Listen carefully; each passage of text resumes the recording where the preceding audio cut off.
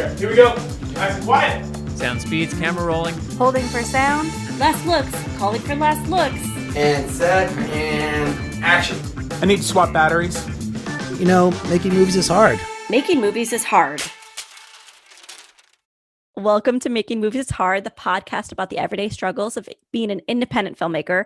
I'm Liz Medishell. And I am Alrik Brissell. This week, we have filmmakers Derek Presley and Jason Starne to talk about their latest film, Redstone. You know what book really messed me up, and I blame it, is that Rebel Without a Crew crap from Robert Roberts. Yeah. I'm 23 years old. Whatever, you know. So hey, you read a book like that when you're 18, and you're like, oh, God, I got to make movies before I'm 25. You know? Right. And then I would go back in time and say, just chill out, man. You're not even ready to make a film. Not a good one. You're not old enough. You haven't lived long enough. This was a while back, right? I mean, I remember really liking this conversation, but I'm like trying to pull from the recesses of my mind to remember the experience. Right. Yeah, this was a little while ago. I think it was probably October when we talked to these guys. That's not that long. Maybe time just has no meaning anymore. Maybe it was September. 2 months is like eternity now. Well, they did reach out to us like probably in like July or August, and then it took us a while to get them on the show. But yeah, they were great. I mean, it was a really interesting conversation because these guys, like you say in the show, they like made a movie during the pandemic. They were like, oh yeah, we're just gonna do this right now because why not? We want to. And it turned out well, apparently. And it's got the craziest story. So, I mean, I feel like you have to listen to this thing because like what happened to these two guys with Redstone and what led to what they're doing now or what they just finished doing is insane. So it's a dream. That's like it's a filmmaker's dream. Yeah, it's like the kind of dream that you would have that you would not believe would be true. It's like and they were that's just a very crazy cool dream. about it. I remember they were like very grateful, but they were also very low key guys. So I remember being like wanting to press them on this, and then they just like kept their cool the entire time. Like they're made for this industry. They're not gonna have heart attacks, is what I'm trying to say. We're not telling you what this is, what the big thing we're talking about, so you have to listen. But yeah, no, it's a good episode. That's bottom line. It's very good. It felt similar to the Emily Haggins episode in a way. Haggins. Sorry, Emily, if you're listening. Because it was it's like this like filmmaker discussion that just went on and on. You know, it felt very like natural and like we're just chatting with some fellow creators, fellow filmmakers. So it was cool. We had to cut it off. I remember we were like, we have to go now. We have to go. They were like, well, we want to hear about your films and what you guys do. We're like, so nice. Listen to the podcast, you'll find out. But yeah, I think before we get to this conversation, I've got some mail. You have mail. I've got mail. Me. Breath catches in my chest until I hear 3 little words. You got mail. So this week, we have a listener question from Michelle, who found us from the Just Shoot It podcast. Oh my goodness, which is so awesome. Thank you guys. I think it was probably the crossover that we did together recently. The DP one, the one about like talking to your cinematographer. Either that one or the one before that, with when we were talking about the alternate, and then what were you talking about? You were talking about Speed of Life, I think, on that one.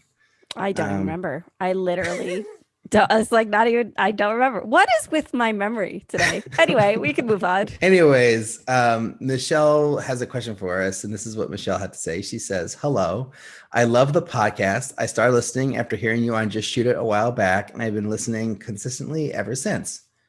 Amazing. I'm currently struggling with what I think is a pretty good problem to have, but it's still a problem. I managed to get the attention of a working writer director who used to work in development in a mentor type role. I've been working on my first feature script in the genre she works in, and she offered to read my first draft and give notes. So obviously I want it to be good, capitals, but she specified first draft. So I also don't want to take forever trying to make it perfect. So I'm looking for some advice on that fine line between rushing it and seeming unprofessional. And how do you know when your script is good enough to show someone not in your close circle? Yeah. Liz, do you have any thoughts on this? I have a few thoughts. I mean, one is, I hate reading. I hate reading scripts.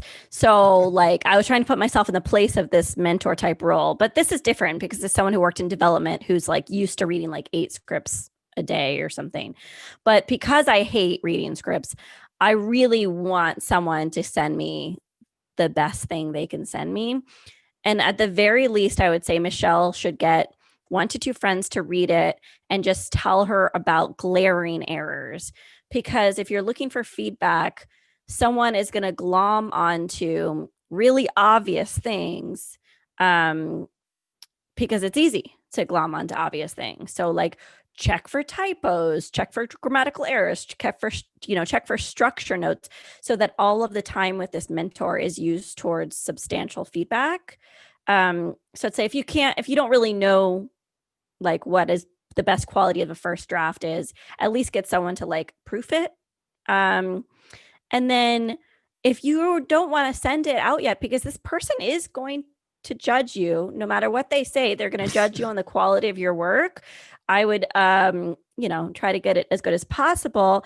You could just update them. You could just say like, I want to be as good for you as possible, and just let them know constantly that you're thinking of them and that you're going to deliver them the script, because you have to think of it as like one and only opportunity, like the one and only opportunity for them to read the script. So I would say, don't waste the opportunity, keep up communication, but don't send it if you're not ready to send it. I don't know if you feel the same way. All right. I agree with everything that you said. And I definitely like the thing that you said about sharing it with 3 friends, because one's probably not good enough. Especially if they're looking for typos and grammar, because in my script, I don't even tell you how many times I proofread it, had 2 friends proofread it, and then I would still find typos later and still find errors, in the script. So, and especially the longer you work on it, the harder it is to see the issues. So after like 7 years on my script, or whatever it was, 5 years,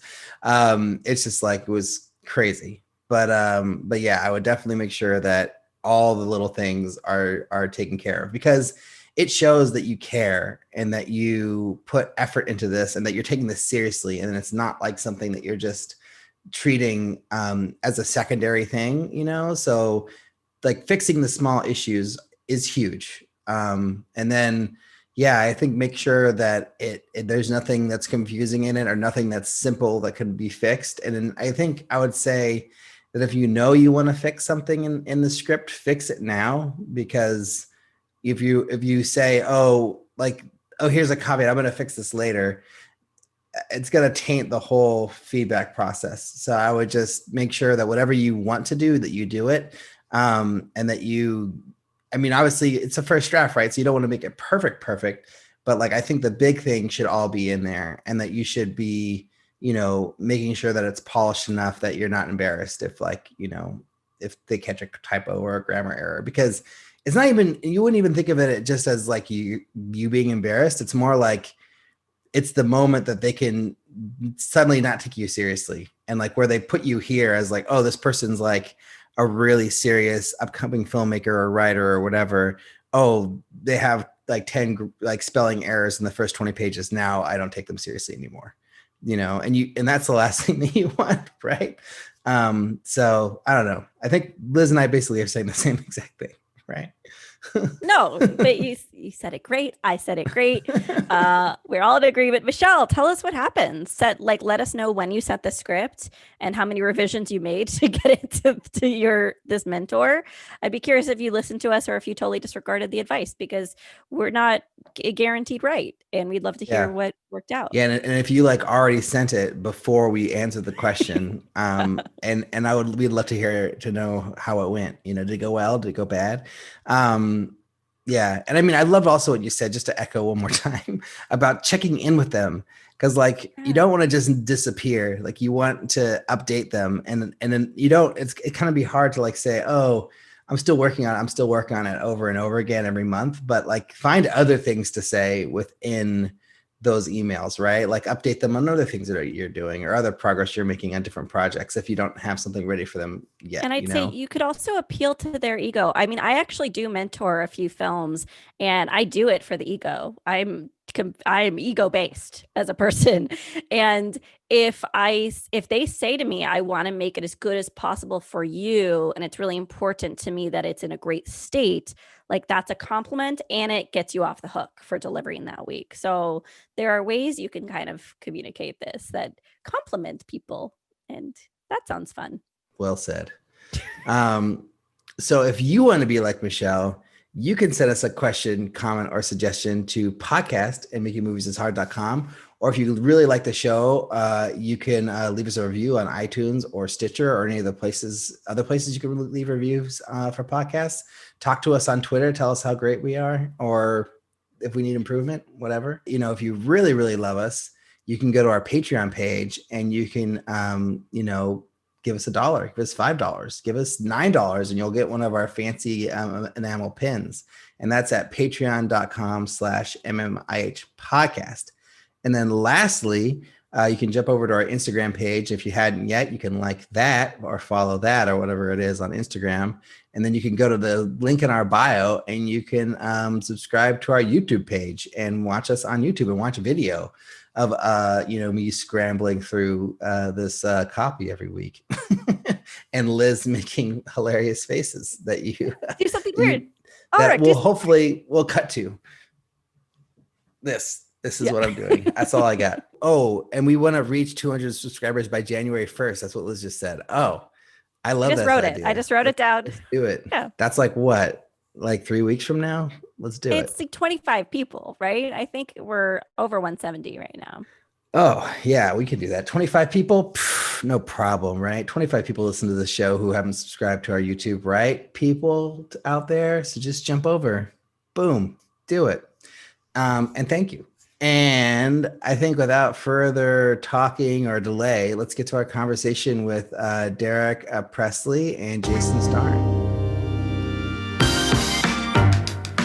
So today we've got Derek Presley and Jason Starne on the show. Thanks for joining us, guys. Yeah, thanks for having us. So we're going to start with our rapid fire questions about your new film, Redstone, which is currently in post-production, I believe.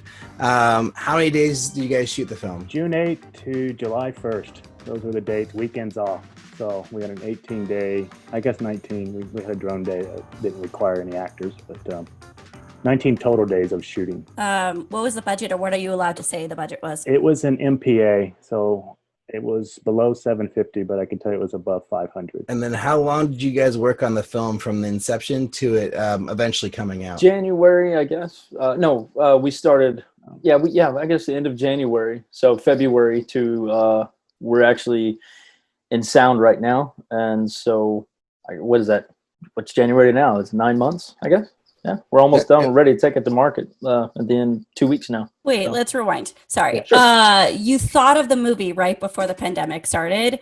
The pandemic started, you were like, fuck it, let's make this movie. And now you're like almost done with the movie, but we're still in a global pandemic. I just want to like say it out loud. Okay. Yeah. Well, pretty much. I think it's a little bit different than that, though. Like the conception started like end of January, right? So we were actually thinking, we were moving forward. We were going to shoot in April. So we had started pre-pro February, basically that month. And we were going to shoot in Fort Worth. So we started scouting and getting a PO. So we got an office and everything. And then our line producers, this was like the beginning of COVID, right? That people were thinking, this isn't real yet or whatever. Because that was him. That was Austin Williams. It was like, this is just going to blow over. And then like literally the next week it was like, he's eating his shoe or whatever that term is, like putting his foot in his mouth. And so then we kind of shut down and had to regroup. And then we started, I guess it was about May, back up, Derek. I mean, we never really stopped. No, I mean, it was, during quarantine was when we got all of the legalities, all the SAG stuff started. We started going to where we started having Zoom meetings pretty much every single day between the three of us, and Austin Williams, our line producer, Jason, Alex Blackman as well, who's the EP, and or one of the EPs. And what it was that pretty much just like Jason said. I mean, like we were ready to go. We wanted to film this in April. And when we got shut down, it was probably biggest blessing, or you know, I don't know how to say that. It sounds really bad because this is an awful thing that's happened, but I mean, like, we benefited no doubt from COVID because when we shut down, we were able to take a little bit more time finding the right cast, and not that we were rushing, but you know, when things like that happen, people are open all of a sudden. Their projects are, I mean, like, see, like, you know, McDonough and the Cudlets, you know, they're big players. They play in big films and stuff. And those films, as you guys know, I've listened to those podcasts. Y'all are talking about it. I wanted to buy you guys a Coke and cheer you up on one of them. Y'all were really depressed sounding. Yeah, y'all were like, man, this sucks. And I was like, I agree with you. I was listening to it and I was going back. And I was like, this just changed the entire aspect of the world. But yeah, for us, it was as soon as it opened up, you know, we had a better cast for it. And we were able to, we went to another location that was way better. And, you know, it was, like I said, I hate to say it, sounds horrible, but it was a blessing. So, yeah. Sorry, I took us on a detour, but the next question is how big your crew was. I think we were total 26, 27 on our crew sides. And then our cast was about the same, 28, I think, our cast total. Yeah, it wasn't too many. And then out of all the projects you guys have worked on, how difficult was this one? Man. Extremely difficult.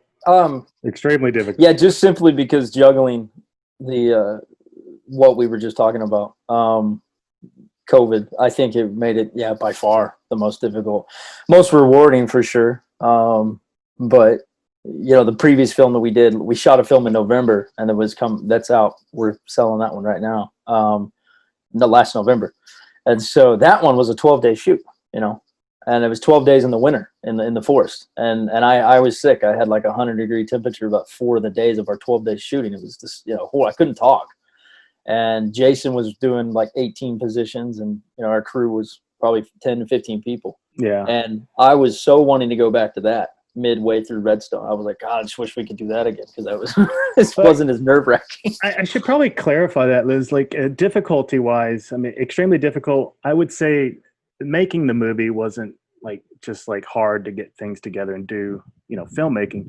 It was the stress was so much higher because you were worried about any second someone could get sick and shut you down. Absolutely, yeah. Or somebody didn't agree with something, or maybe felt unsafe or something. I mean, we were really concerned about that. But I mean, that was the biggest thing. We were the first film to greenlight when Hollywood reopened, and literally going into it. Let's see, we started shooting June 8th.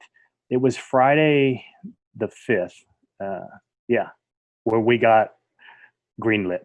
We got the email from SAG at 4 p.m. on that Friday. We had cameras up on Monday. And I think that Monday was when Texas, I think it was that Monday. It might have been that It Friday. was. Was it Monday when Texas said, hey, you're allowed to shoot again? Like, we were just going. Like, we were like, okay, we're doing this. Like, everything's in place already. And it's still a small budget film. We had no room to like, okay, we got to push this. 2 weeks or whatever. So it was a huge leap of faith. Plus, the last thing I was going to say about that was, if you don't mind, was that we had a debate. I think Jason may have been the only one. I may have jumped onto his side at one point, but we were all saying, why don't we just wait until July, guys? We know it's hot. It's just nasty. But of course, I'm a big prep guy, and I was like, give me way more time and it'd just be so much better. And the cases will hopefully go down, right? You know? Yeah. Right. And the place we were shooting at, and we wouldn't be able to do this. I guess we could have, but it would have been even worse if we hadn't shot in June. Jason was saying, no, we got to shoot now. We got to shoot now. And I was saying, dude, it's right off the opening. Like, man, I'm scared. Yeah. And I think if we hadn't moved the location, I don't know that we would have gotten the green light anyway. So we originally were going to shoot in Fort Worth. And I don't know what the numbers were. They were in the thousands as far as cases go. And we ended up shooting, what was it, Derek? About 20-something thousand people had at that point. Oh, it was a lot. So we ended up moving the entire production, which to Corsicana, Texas. And that's in a county called Navarro County. The whole county had 36, I believe, cases in the county. So we did some research. And then in the city itself, there was only 8 active cases. And so that was a big deal for us to move. But then we had to, go and quickly start rescouting and finding the right locations in the city. But it just worked out perfect. Was there some sort of film commission or anything you had to get clearance from in that county, or was it just the city themselves that letting you do it? Like, how did that work? Yeah, it's the city itself. We were able to work. The city's great for filming in, so they're a little hidden gem in Texas as far as shooting. They really welcome filmmaking in that city, and so they gave us free reign to a lot of stuff and helped us get the locations, which was just, again, if we didn't go there, this movie didn't happen. So yeah, for example, we have a scene, just for a little example, like, in the actual downtown strip main street, right, where a girl gets abducted by two thugs and she's screaming bloody murder. And then about later on that day, we did a company move just down the road, which is great about Corsicana, where we film, because a company move is like 10 minutes away every time. Yeah. And we go down there by this major railroad tracks where there's all these, and we're safe. We're way away from it, but we're in there, all these businesses, and we're shooting, live rounds. Well, not live, whatever you call them. Blanks, Yeah. And all I had to do was call up Lauren Bledsoe, who is our associate producer who works with the city, and one of our producers, Robert Johnson's, he's the chief of police there. So we call him up and say, hey, yeah, hey, we're shooting guns, guys. So, okay, cool. Thanks for letting us know in case anybody calls the police. I mean, you can't do that. You got to have permits and you got to make all this stuff. Right. So it was pretty crazy. It's a good little place to shoot. I was supposed to shoot a feature in June. So this is just hilarious to me, because we couldn't even consider going forward, but we couldn't cast. We got, reps weren't getting back to us. They and it wasn't usually I cast my film, so we actually had a legitimate casting director this time. So when you said that Cudlitz and McDonough were open, did you get this sense that actors wanted to act and wanted to jump on board projects? Like, that's new intel as far as I'm concerned. Yeah, absolutely. I mean, they were, I'll say this, they almost had, to me, I don't know what Jason got out of this, but when I was talking to them, I don't want to say, I don't want to use the word ignorant, but whatever the equivalent is, they were almost like oblivious, like their agents kept them hidden from it, because they were like, they would call us up 2 weeks before we shot. Cudlitz especially would be like, how are we going to do this, by the way? I mean, are we good? Yeah. I mean, what? You're not freaking out about this? No. I mean, I got to do quarantine? Oh my God. So we got to get on the, Jason, and then we're on the phone with the agents and stuff. And McDonough was he's a cheerleader from the beginning, he became executive producer on it. You know what? Everybody had been in quarantine for so long. They were ready to get out. I think, Derek, you should tell the story about Neal calling you. Neal likes to, McDonough, whatever. Neal likes to, he likes to FaceTime with you, and he calls. He's very personable like that. Just such an amazing guy. But the story, Derek, that I think you should tell is when he's washing dishes, he's FaceTiming with you, and he's like, "I got to get out of here." Oh yeah. He's washing dishes, and and the funny thing was, I was washing dishes. We're both in quarantine. I've got a 7-year-old. He's with me. He's got 5 kids or something, Neal's and he's 5, yeah. Yeah, and he's sitting there washing dishes, and I can hear him, and I'm like, I'm washing dishes. He goes, I'm washing dishes. I was like, oh, cool. And I was like, and he said something. He goes, Derek, I got to get out of here. I've just got to get out of here. He's like, this is happening, right? Like, I'm flying out in 2 weeks, right? And it wasn't anything about it, because he's, one thing about Neal that you'll know is he's the most devout family man in the universe. There's nobody else like him. It's insane. And but it was more of just he was going stir crazy being in one location. Yeah. So.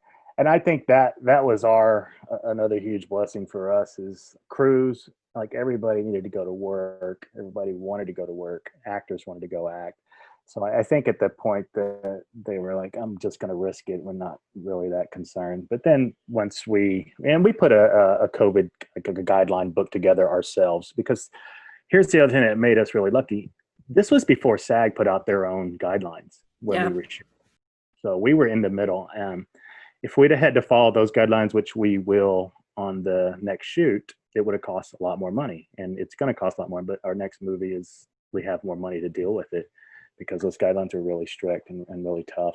Financially, they're tough. So you just snuck in at an opportune time where they didn't have guidelines, but were able to say yes to you? Yeah. Well, we wrote our own guidelines, and we sent them. I sent them a book that was like, this is how we're going to do it. And we were, our guidelines were based on what other big studios were starting to put together as well out in Hollywood. So there were things, I think, like smaller stuff that might have been preparing to shoot. I think there might probably was some commercial stuff that was shooting. There were no feature films, I know that, but we wrote guidelines, and we kind of, in our guidelines, we put the data in there and the numbers and how we were going to do it. And I think that helped them to feel okay and secure that, hey, these guys are going to take I care think of the it. biggest, that along with the biggest thing you just can't discount was when we show them the cases. We had the city show them what they had, and when you look at that and go, 8 cases, okay, we're good. You know what I mean? And we're out in the sticks. We're hardly in the little town. We're mostly out on the, out on these little roads and stuff, and a farm is a big aspect of the movie, or a ranch. So I think, and it was early, like you're saying, it was early on. It was before they had a chance to really, sit down and go, we're going to test 3 days a week. And again, on one of y'all's previous podcasts, one of you, I think Alrik, I think you were the one, one of you two had a friend that was shooting, and you said it was like testing, and there was a very small crew. It was a non-SAG. It was a couple of podcasts ago, and you were talking about how they testing like crazy. It was just so expensive for a small. Yeah, that was production. Alrik, like the Right. 3 times a Right. week thing, Alrik. Yeah, Right, crazy. right, yeah. I do know another filmmaker who they went out and made a movie with a 20-person crew, and they're doing it non-SAG, and so they just didn't test at all. They're just like doing it without testing because they didn't have to go to anybody. Right. They're just doing it all kind of guerrilla style. Yeah. But so did you guys test it all, or was it just no? Did you test the actors at least, or how did you guys approach some testing? people were tested. Some of the actors were tested. Not everybody. I can say not everybody was tested, because it was, again, there was not a guideline from SAG to say, hey, you have to test everybody. But some people were. Some people that we actually had one day. This is crazy. So in the script, there's and this is where COVID hit the hardest, was in an elderly home, right? Like a facility, and we shot inside of an elderly home. There was a wing, this basement wing, that was not being used, but we had a lot of extras that came in that day that were 60 plus, 70 plus years old to be as backgrounds. Wow. And so, you can imagine, everybody had to play it safe. And so, Right. It was also, by the way, it was also Neal's first day, yes. Neal McDonough. And when he walks on the set, this is just really funny. This is the biggest budget I've shot with. And Neal walks on set, and we got, I guess 20, maybe, I don't know where we were at, but he sees most of the crew, and he looks around and he goes, I love it. I just love it. This is how it should be. Just like a little family. And I'm looking at him going, This is a big crew. And he's like, this is great, and he walks in. He had a blast, because he gets to know. There's a couple other people too that work on major productions that were in that movie, and they were like, it's crazy. Like I know everybody. I'm like, well, yeah, you don't have 500 people or whatever they have. Right. It's like, you got 4 people at any given time. So talk about what you guys did do. So you did do testing, but were you doing screening every day for the crew? Were you doing temperature checks? Were you doing bubbles or pods for different departments? Let's hear about what you guys did do for your set. All right. So first and foremost, we did have an advisor. We had a COVID advisor that we had hired, Paul Henley, who is also the city's COVID advisor for the city of Corsicana. So we had hired the right guy for this, who also got on the phone with us and with SAG to talk about how we were going to handle and deal with it, and how we were going to keep everyone safe. So we did do a pod system, not as well, it's a much smaller team. So, but there was just certain people who were responsible for certain gear and this was actually hard for me, because I like to get my hands. I just like to help. I'm not a producer that just stands around and just whatever watches people work. So if G&E needs to move something, I would go and move something. And I realized going to pick up something, I shouldn't be doing this. Part of our guidelines was, this is you guys' stuff. We're not gonna. Right. And so people would have to take care of their own things. The groups, right, or pods, they would wipe down their own stuff. They would take care of their own stuff. And we had PAs that were responsible for certain things, wiping things down. There were several times I was actually pleased. I would see one of our guys, Rex, was wiping down the handles of our Star Wagons, our trailers, just going around and wiping them. I was like, oh, okay. And it wasn't something that I said, hey, you need to make sure you do this every day, go do this, but they were doing it. So everybody was very responsible about it. We did temperature check every day. We did do questionnaire every day to everybody. So, and we had a little system where certain people were closer to our cast and certain people just stayed away. Like they didn't need to be around, and then they don't need to be around. So. We also had our makeup. She was a one-person team, and she was only allowed to be in there. Myself, if I needed to talk to them, obviously masks and everything. But she was only just her, and there was nobody else was allowed to touch any of her, things like that. And I think all the guidelines now are a little more defined than they were, obviously. But it's weird because we talked like this was years ago. It was like I know it was just because SAG is they've come out with things, and we're filming our next film in Washington State, and they have their commission they have guidelines. We didn't have that. They have this amazing film commission, and they're just like, here, download this. This is what you got. We had our own guidelines that fit our we needs. We had ours, but we didn't have somebody say this is what you have to do. So Jason was literally the guy during quarantine. There was a film in Iceland, I believe, and Tyler Perry released something as well for Georgia, and I think you were taking from that and kind of making it our own thing. It sounds like you guys are you're kind of like shooting up in terms of like popularity and busyness at the same time that the world is falling apart. Like, I don't know anyone else who just shot something, who's planning to shoot something else. Like, this is very prolific of you. And then you also mentioned, Derek, the sense of like your budgets are getting bigger personally. I don't know for you, Jason, if it's the same situation, but I don't know what the question is. I guess it's like, can you talk a little bit about your like careers growing in this time and what you attribute that to? Well, I can say that I think before we did a film in last November that I talked about. And that we found an investor the prior year before that, and we had to wait like 10 months to shoot the movie. So we had a ton of prep the summer of like 2019, I guess. And, we got our little crew together, and I had been on a hiatus from making. So I was more of a genre kind of guy. All my short films and my previous 2 features were posters behind me. Like, I was obsessed with that kind of stuff. I got City of Lost Children poster right over here. So I had all these things, and I was just kind of tired of making those movies because I don't want to say that they lacked human emotion, but they lacked human emotion. And so we got together and we made this other film. This was more grounded, and we got to really work hard on it. We had a great guy come in, Alex Blackman, who's our partner now. And I think that's where it really started, was like finding this group. And when we made Whitetail, I'm showing the rough to Alex in January, or actually December. So we shot it in November. We had a picture lock in December. That's right. And I really think that it's attributed to the fact that like Jason's not really a producer. I mean, he is now, but when I met him, it was he was a colorist on my previous feature before. Not really a colorist either. No, he's not.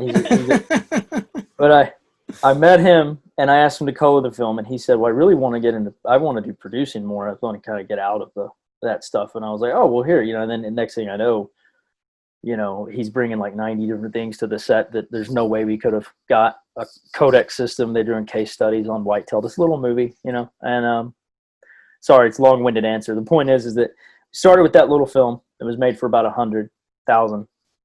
And then when Alex saw the cut of it, he goes, "That's awesome." He goes, "I don't even know if we can make a better film." He really likes it a lot. It's like, which is fantastic, because you want to hear your investor say. Yeah, you want to hear your main EP saying, "Yeah, it was a great film." This is a great film. So then he said, give you some more money.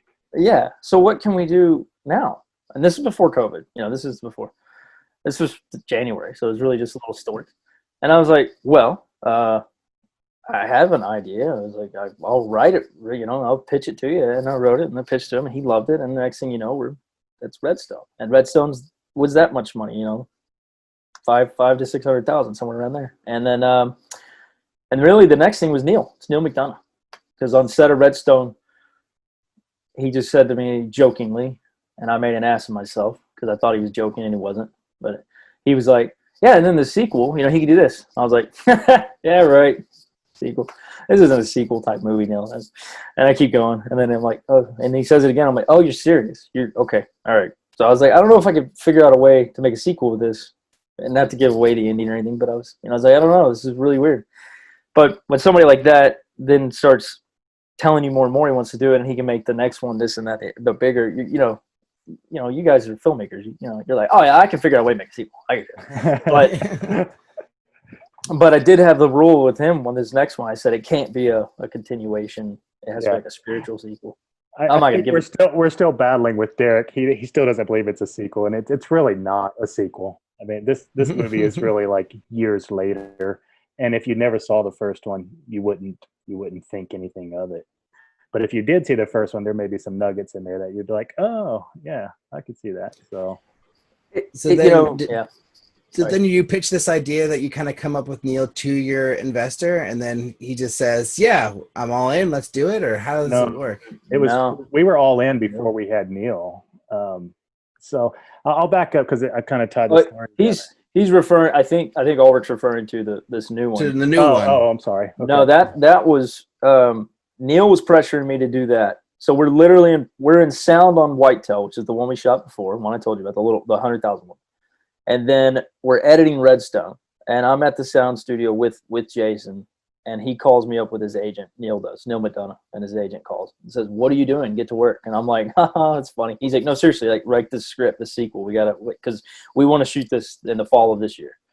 And I was like, "But that's," and I'm just, I never claimed to be smart, so I was going fall of the year. That's only like 4 months. I called Jason. So, anyways. That's how that worked. We were in the same place. We were in the same place. Well, you were in the room. You were in the next room. I was outside. And then so he ends up. So then after that, he ended up staying with it. And I think at that point, throughout the writing of it, I was fighting a little bit. I mean, not to like fighting, not to do it, but just like I was thinking, like, this is just so quick and sudden. How is it possible we're gonna do another film with Neal?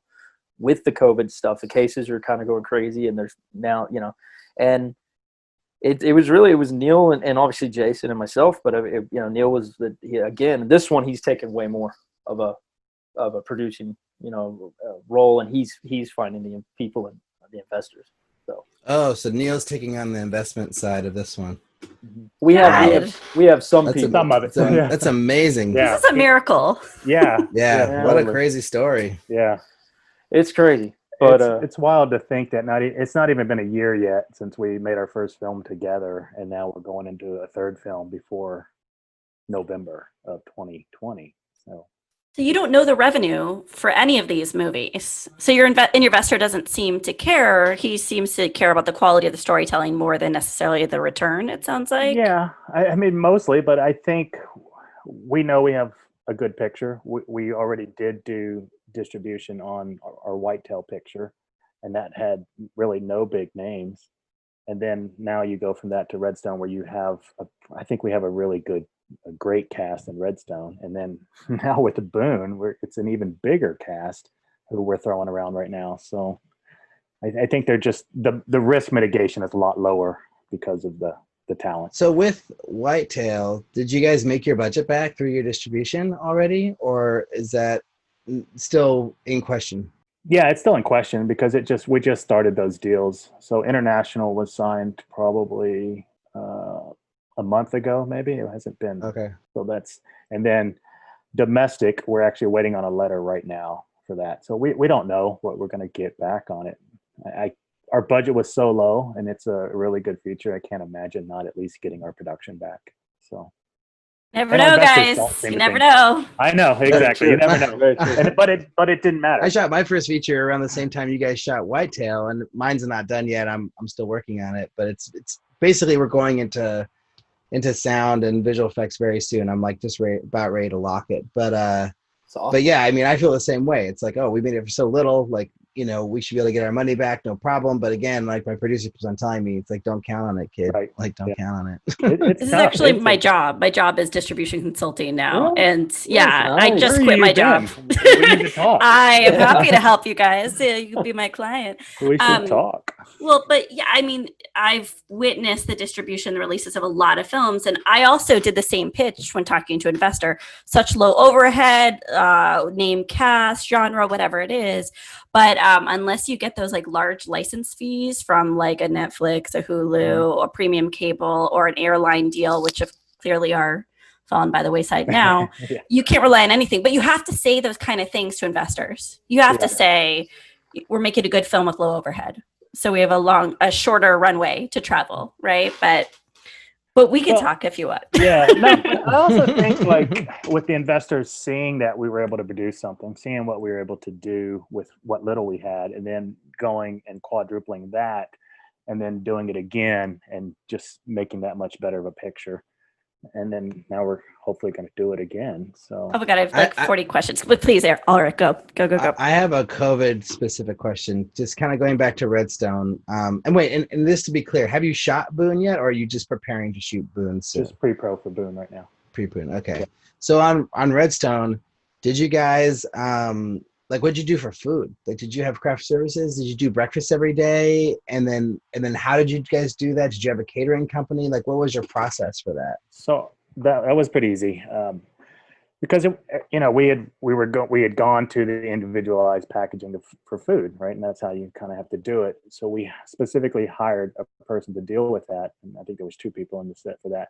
But we did a menu system, so we would have a menu day before, and they would get to order from the place. So people actually had choice, like as if you were going through a buffet, but they got to choose what they wanted, and they would put in an order, and then the restaurant would prepare that individually wrapped for that person. They'd get their name on it, just like they do in a post house. I don't know if you work in like commercial post, you go in a post house, everybody's food comes, they send a menu around to every room and you tell them what you want, and then they order it and get it. So that's how we dealt with the food situation. So, and then it was just one restaurant you guys worked with the whole time? No. We went around. So the city. That was kind of that was our agreement, right? With Corsicana, was that we don't go outside of there. We have to use the businesses, and they were opening up, and we were, they were having to pack. Yeah, we were cycling through, and actually we got some really good deals on food as well, because we were a big part of restaurants like making them money that day. Right. But there was probably like 4 or 5 restaurants that we would just cycle through for food. Right. It made me. It actually, to be honest, it was a little. It kind of took me back to the old days. I hadn't done that in a while. Where minus that it was not. We didn't have pizza because we'd all be asleep. But when you're making your short films, that's our rule. No pizza. You're all like, hey guys, what do you want from Subway? I'm gonna send a guy to go to Subway. What do you want? And it was way more organized, but it was weird because I hadn't been on a set where I'm opening up a box from a restaurant in a very long time. It's always buffet style, so it was nice. Right. I liked it. I preferred that way over the other way. That's the benefit of being in a small town. It's like having easier access to the restaurants being more open to that. I did this similar thing in Tahoe for a feature recently, but it was before the pandemic. So like we didn't have to worry about, individual stuff. We just did, buffet style. But yeah, that's awesome. So it sounds like it wasn't that big of a deal. No. Did you guys do coolers or no coolers? We did do coolers. But we also had our guy Rex. I know. But we had one guy handing out drugs or handling, and that wasn't all the time. But we also had hand sanitizer on top of every cooler. So before you could go open the cooler, you had to. We had these cool little bags made up. We did production. do that. Jason went and got these nice bags that had all the sanitizers and wipes and everything you could have, and masks and stuff, and then. But it is difficult. I will say that for anybody that's about to venture into a feature or short or anything right now, it is difficult. We're not gonna lie and be like, it wasn't hard. I mean, there's some things you just habit. Just like Jason was saying. I was just gonna say that the habit of like, I forgot myself I want to shake hands or I want to hug somebody. Yeah, and then the other thing too is. I wanted to bring this up because this is what your podcast is about, is the making of things, and hence the title is hard. That we had a couple of moments where we were like, people, you cannot take pictures on set and post them online because people are going to get, not that we were doing anything wrong, but like if you happen to see an actor, and then there's a lot of people that were upset they weren't making a film. I don't want to say jealous, but they were just like, they're going to hate on it to hate on it, and then it was like, guys, we're not doing anything wrong. Yeah. We're making a film, and they're going to, the actors are not going to have a mask on during the scene. So, and there's going to be, and then I'm sorry, I'm a human being. It didn't happen directly to me anyways. I'm just saying that I wasn't personally scrutinized, but I know people like, oh, can I post this? And we were like, no, like keep it. Till after I can speak to that if you want. I had an issue with that. Like I'm on these productions. I've been shooting since July, and we are doing these photo shoots, and I posted some stuff online, and then somehow I got tagged by somebody else online, and he put a tag, and he was saying like, how do these people do these scenes without masks on, blah blah blah, all this stuff. And then I'm not sure if he was directly attacking me, but I got into this Facebook thing with this guy, and I was like, well, this is what we did, this is how we did it, you know. It was completely follow the guidelines, we were all safe. But I mean, there are people out there who aren't following the rules carefully, and you know, if they post stuff online, there are people out there who are gonna, you know, call you out on it, and you know. But I mean, yeah, it's definitely an interesting time. Yeah, I mean, you just do your best. You try. You know, we have the guidelines. Well, actually, I stumbled upon a COVID awareness test online that I sent to every crew member. I have my diploma. Derek has his. So everybody, every crew person took this online COVID test because it was all about COVID awareness, right? And again, because of habit, you kind of forget some things, but you do your best. And like we did it. No one got sick in our movie. No one. Yeah, we had to test. I don't even know anyone getting it after the movie. No one's got it. There's something to be said is that some of the crew went directly on another feature filming in Corsicana. And I've kept in touch with a couple of those people, and they're filming now, I think, actually, and it's a Western, and none of them have gotten it yet, so that I know of. Yeah, nothing. Yeah. What were the contingency plans if there were someone to get sick?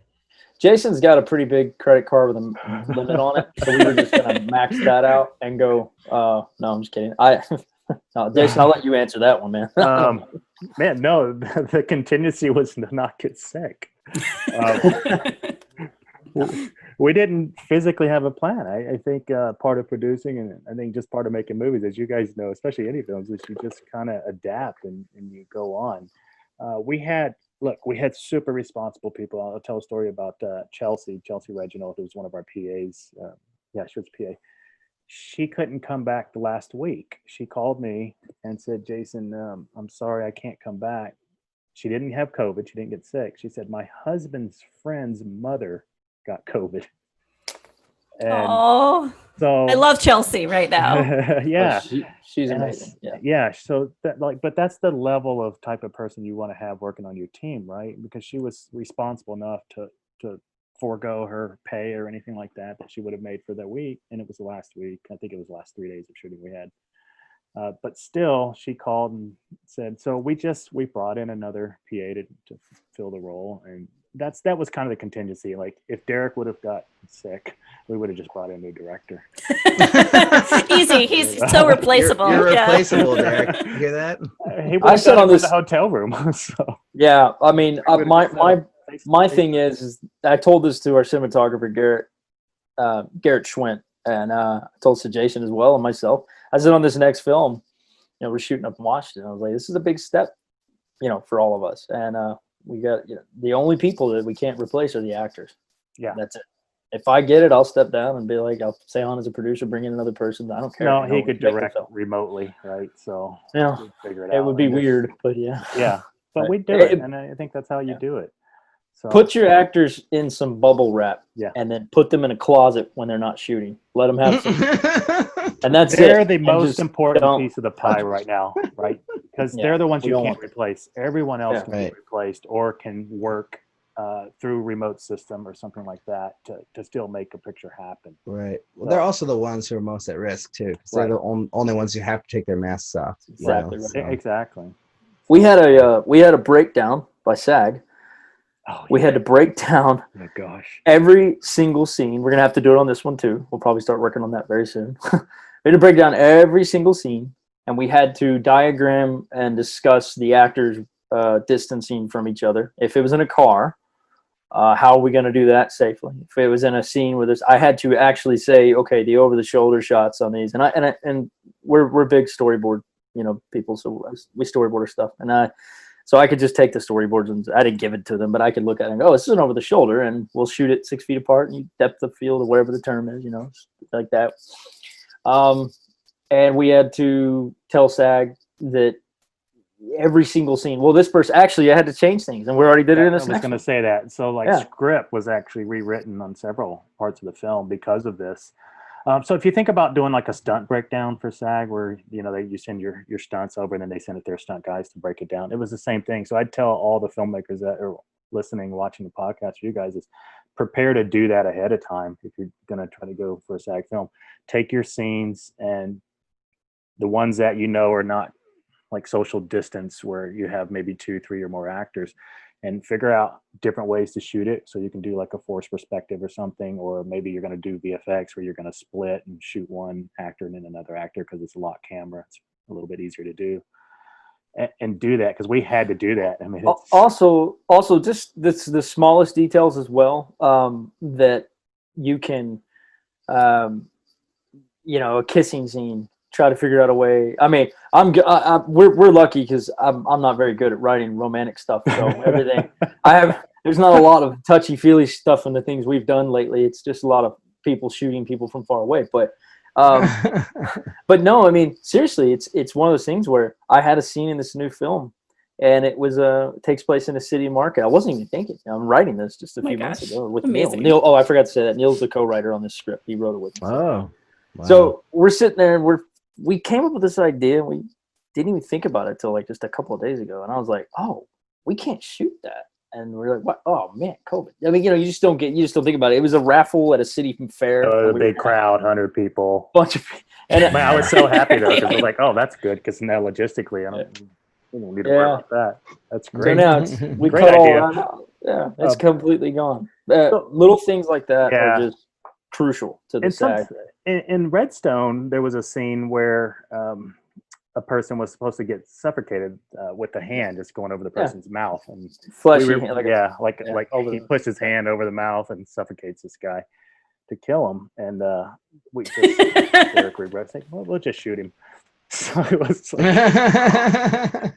it was better. It ended up being really cool. Yeah, it ended up being way better than what I'd written, but it was one of those things where you just don't think about that stuff. So yeah, I guess we should give props to SAG actually for making us do that, because it actually, if you think about, from the script perspective, you may have to rewrite some stuff based on what guidelines are, or trying to be safe. So, and it helped out. So I know we're winding things down, but I have one more question I want to ask, just about this next movie, Boone. So you talked about like you're gonna have to, have a lot more restrictions COVID related on this one, because you've got different guidelines you're following. Can you just speak really briefly to some of those? Like, are you guys gonna have to do testing 3 times a week? Like, what are you guys preparing for on this next one? So we are preparing. So the way it works now, right? If you look at the current SAG stuff, and Washington Film Works has been amazing. Like, I think Washington, I'm surprised I'm surprised more people don't shoot up there, but they're pretty tight with what the SAG guidelines are. And so,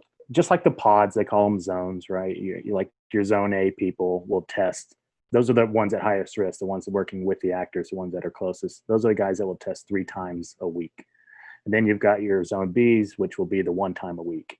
And everybody will test prior to filming, starting filming. If somebody's flying in, they need to test before they get on a flight, and test after they arrive. But like I said, we're prepared this time budget-wise, which would have killed us on the last one. So we're going into this one with that first, and hiring our COVID advisor for the film that's going to deal with all of that, the organization of that, and the temperature checks, the questionnaires every day.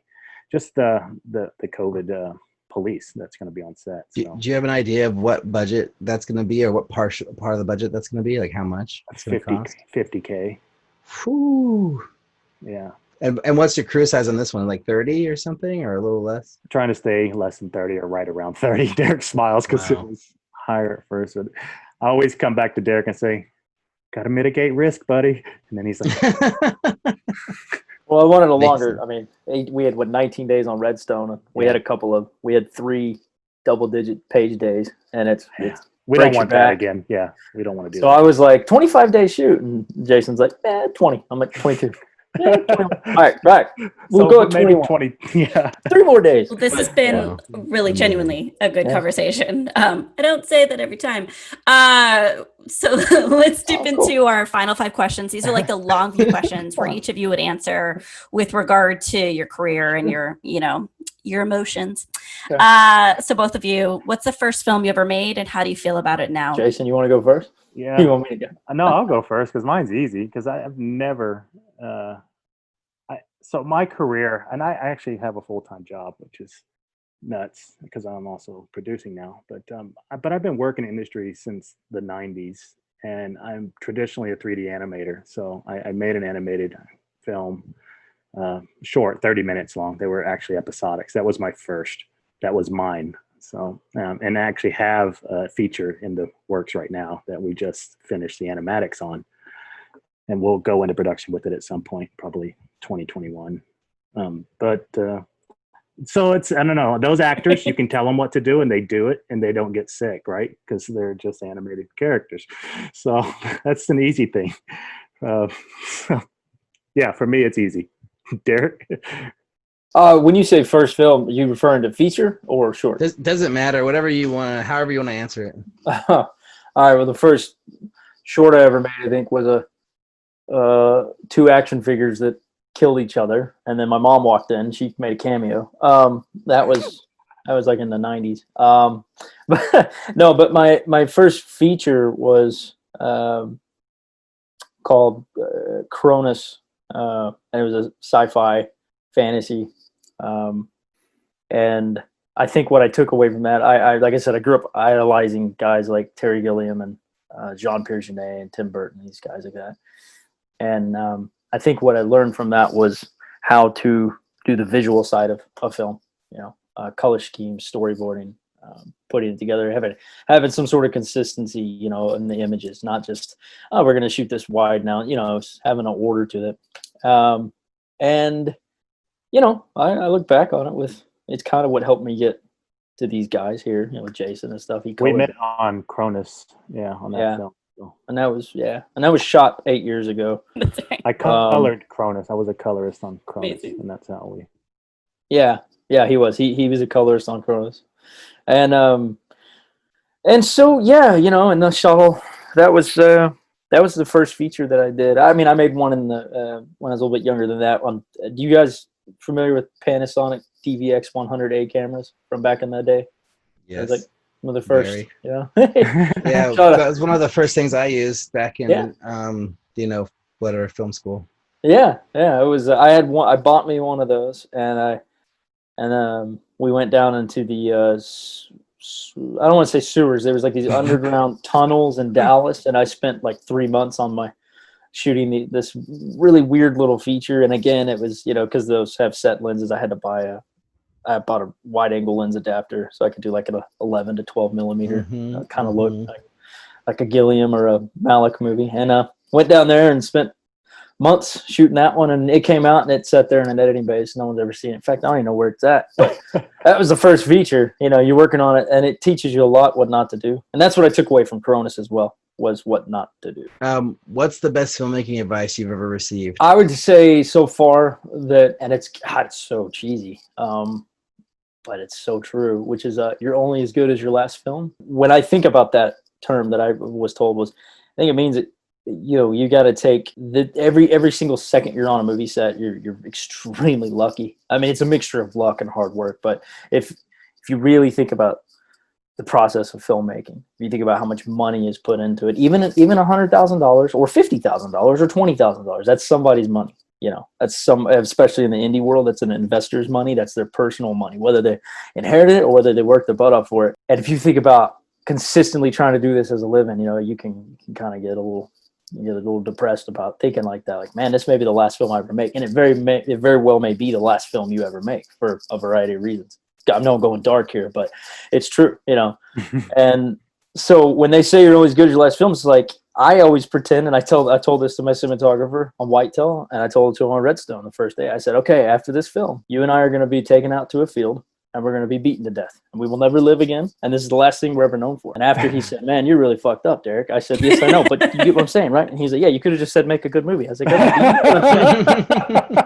and I'm serious. That's the best advice. It's like, just pretend you're never going to make another film again. Yeah. Okay, that's mine. What was the question? What's the best filmmaker advice you've ever gotten? Like anyone's given you? I probably, and because I use this a lot in my world now, is trying to work with good people on like that's my rule now. I just want to work with cool people. I want to work with responsible people. I want to work with people that kind of have the same vision and outlook, that they're in it because they want to be in it.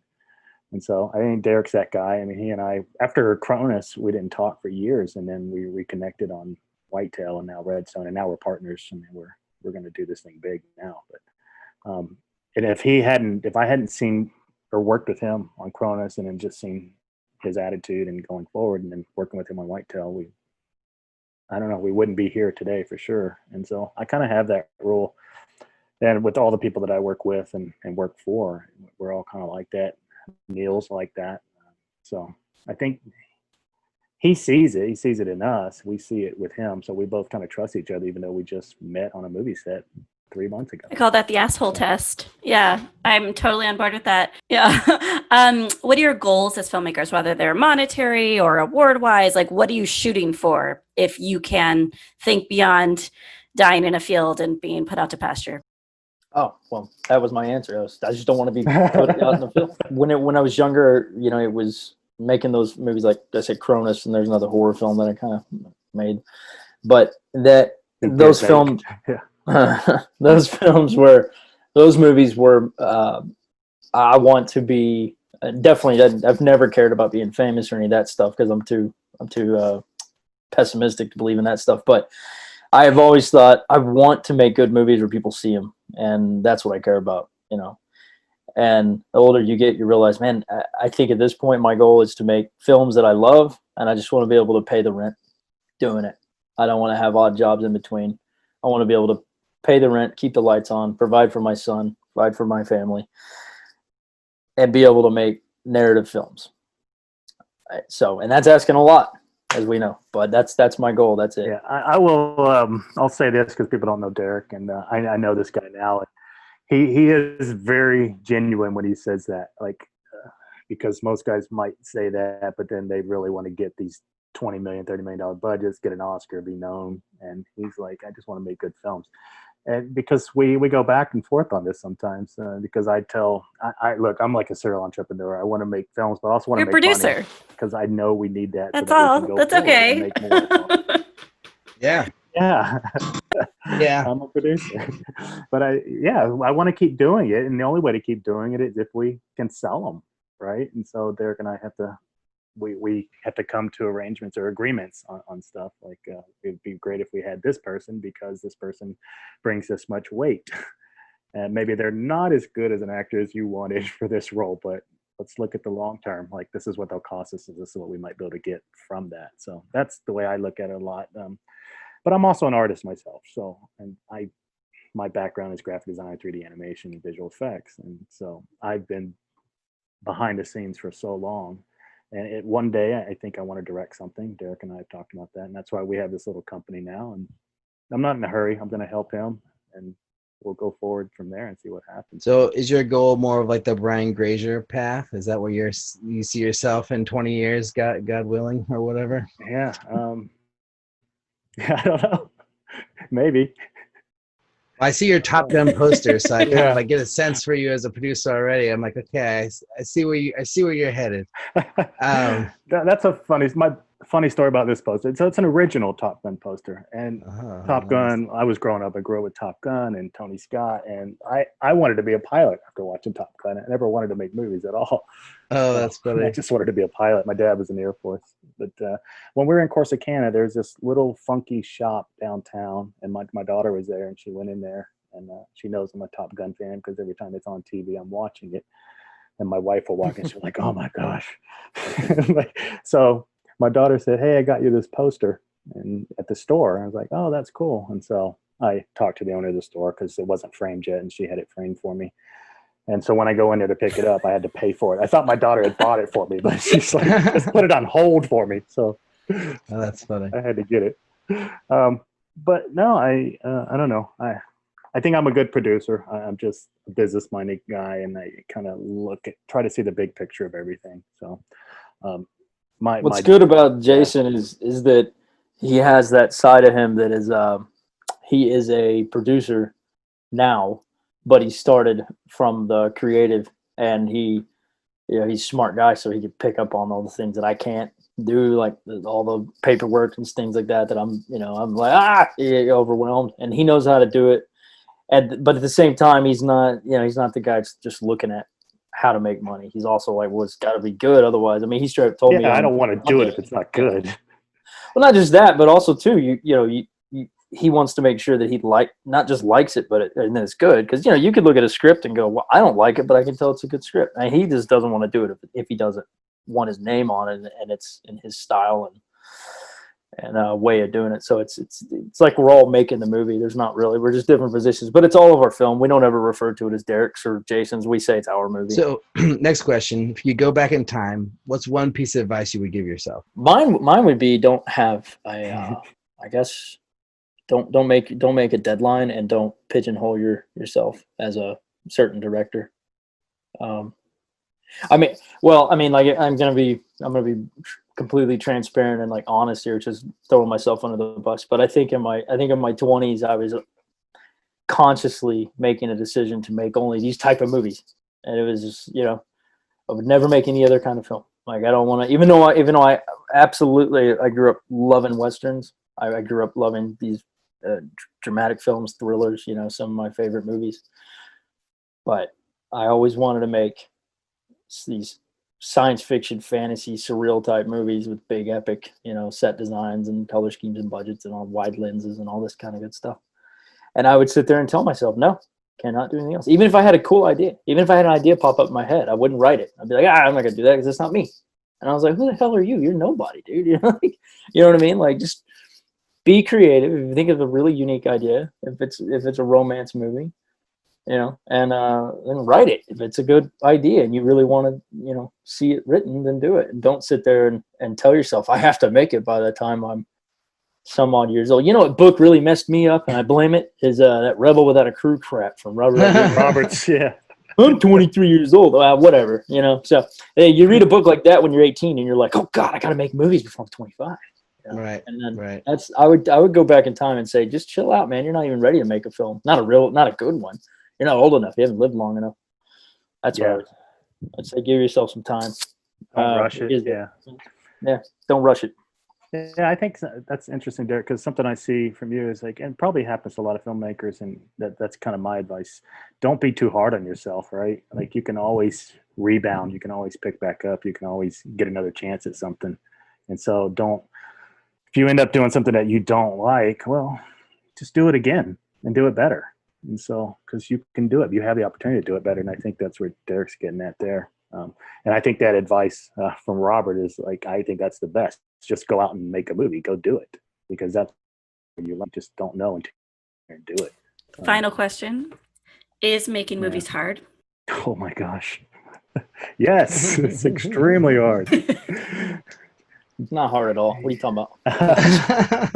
A movie will test you, and like, man, you get to really see, and not you, it tests everybody involved in the movie. Every position of a film is hard, like for everybody working in that position. And I think that's one thing I try to do as well, is everybody's got a job and everybody's trying to do their best, or they should be. And so if you see something that's not going the way you think it should go, well, that doesn't mean that they're not doing a good job. That's just you looking outside the box and not knowing what somebody's going through or dealing with. So that's, if you can get in there and try to break it down smaller, right? Not just try to see it from outside. Like, go there, do that position, go talk to that person and say, hey, how can I help you? What's happening? Because you may find out some stuff that's going on that you had no idea about. And I think from a producer standpoint, that happens a lot. I don't know why I was going down that rabbit hole, but it's hard. It's extremely hard. Like, people just don't know what's happening. I think going back to what Jason said earlier was another, when he talked about his advice, was finding good people. I think that makes it less hard. I mean, and I know that sounds like duh, but you get wrapped up in a situation where you make some films, and then you're with a certain group of people, and when you realize you're just not having fun, which is what happened to me, it's like going through kind of like a divorce in a way. It's hard, but it's just like, this isn't working out. I got to find new people to work with because we don't see eye to eye. And when you find those people, And again, we've only done 2 films as a group, not just Jason and me, but the people. So we don't know everything. But I mean, look, right now it feels like it's getting less hard, even though all the things we're getting going on. really close with our crew right now. And Yeah, unfortunately for Boone, that's going to be a whole new world, because that movie we're going to shoot up in Washington, and we want the incentives from the film work in Washington, and that means crewing 75% of Washingtonians. So yeah. So we're gonna hard. Yeah, so which is hard. Kind of step out of our little box, so that makes it hard again, because we got used to working with the guys that we knew, girls that we knew, and now we're having to leave. You'll be back. To go do it again. You'll come back. Yeah, we'll be back. We'll be back for sure. Yeah. Well, yeah, thank we'll you for shooting being on it. the show. Where can people find the 2 of you? Yeah. Well, if people want to get in contact or You mean like geographically, support the or films, do you mean- No website, no Twitter. Yeah, my Instagram is jstarne, JSTARNE. We have a website for Redstone that we need to start working on now. I don't know. Whitetailfilm.com. Whitetailfilm.com. You can see the trailer for Whitetail there. I mean, I think it has, I don't know if it has contact, but it has our names and stuff. I think my contact's on IMDb Pro or something. I can't remember. Mine as well. I'm not a very good social media guy, so. Same here. Like, I don't even have Facebook. I got off of that, so. I don't have that either. It's necessary, and maybe someday we'll resurrect some social for us, but I don't know. But look, I am happy to talk to anyone that wants to reach out for anything. I mean, I've been in post for a long time, and I'm happy to help people. Like that's kind of my role too, is like I help a lot of people, and I want to help people. So Derek's the same way. So if anybody wants to get in touch with us, you guys can share any info as well. Yeah, I'm excited. You're gonna get 100. You're gonna get 100 emails now. You know? So I'm jason@jstarne.com. There you go. Presley.derek@yahoo.com. There you go. Awesome. Well, thanks, guys. Really this has been great. Yeah, enjoyed it, guys. Awesome, a lot of fun. You guys are great. Thanks so much for listening, and thanks to Derek Presley and Jason Starne for being on the show and talking about all the film projects they're doing during the pandemic, which, I mean, makes me jealous, and I'm sure lots of other filmmakers also jealous. But no, it's like, it just says, hey, you can do it too. So there's nothing standing in the way of us for making movies. You just have to go to a small town in Texas to do it, I guess. You can also check out our website at makingmoviesishard.com, where you can find links to the things we talked about on this episode. If you want to get in contact with us directly, you can send an email to podcast@makingmoviesishard.com. If you have like a question or a suggestion, or, you just made a short film and you want to have us talk about it on the show for Get Shorty, all good reasons to email us. You can also find us on Twitter, Facebook, and Instagram at MMIH Podcast. I am RFB on Twitter and Instagram. Liz, where are you? I'm Liz Manischel on Twitter, crawling towards 2,000 followers, and Liz Manischel Film on Instagram. Nice. Get that 2K. And please, if you like the show, tell a friend, help us get the word out, leave a review on iTunes or Stitcher. And thanks to listening, and thanks to, I guess, me for editing this episode. Thanks, Alrik. And we'll talk to you guys next week.